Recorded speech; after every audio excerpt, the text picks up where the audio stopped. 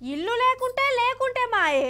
ఒకరోజు కూర బువ్వ లేకున్నా నడుస్తుంది, ఎట్లనన్నా గడపచ్చు.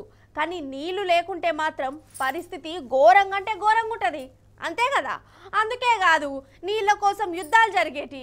నల్లాల కాడ నీళ్ళ ట్యాంకర్ల కాడ జుట్లు జుట్లు పట్టుకొని బాక్సింగ్లు కరేటలు చేసుకుంటారు. అగో ఇప్పుడు ఇసోటి సీన్లే మళ్ళా స్టార్ట్ అయినాయి.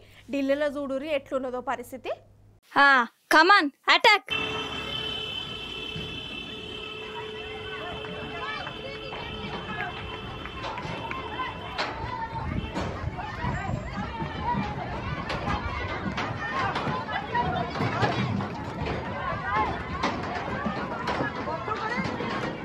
అయ్యయ్యయ్యో ఎంత కట్టం వచ్చే చూస్తురానులా. నీళ్ళ ట్యాంకర్ కానవాడుడే పాపం. జనాలు రన్నింగ్లు రేసింగ్లు వేసుకుంటా మరి దాన్ని అందుకుంటారు. నీళ్ళ కోసం ఎంత తిప్పలేతుందో చూడు ఢిల్లీలా. ఆడోళ్ళు మొగోళ్ళు చిన్న పోరగాళ్ళు గిట్ల ట్యాంకర్ కోసం కళ్ళు కాయలయ్యేటట్టు చూస్తుర్రు. ట్యాంకర్ అచ్చుడుతోనే పానాలు కూడా అడ్డం పెడుతుర్రులా. పైపులు గీపులు పట్టుకొని ఎగబడుకుంటా నీళ్లు పట్టుకుంటురు. వీళ్ళ అవస్థ చూస్తుంటే నాకైతే పాపం అనిపిస్తుందలా. అవి చూడురి వీళ్ళ తల్లట ఎట్లున్నదో.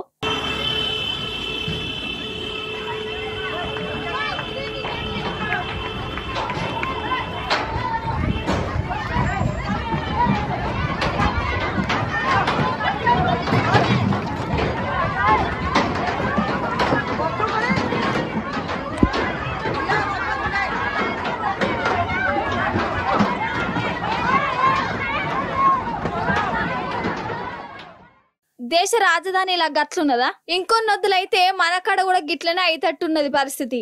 మన కాడ కూడా చాలా ఊళ్ళలో తాగితందుకు నీళ్ళు అత్తలేవట. ఆగో ఖమ్మం జిల్లాలో చూడురి కాలి బిందెలతోనే జనాలు రోడ్ల మీదకి వచ్చిర్రు. మంచినీళ్ళు కూడా ఇయ్యని ప్రభుత్వం ఎందుకని శాపాలు పెడుతురు.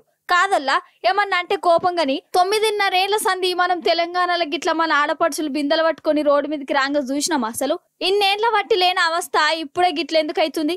ఇడ తప్పేవల్ది? ఏమన్నా అంటేనేమో కోపాలు మళ్ళా.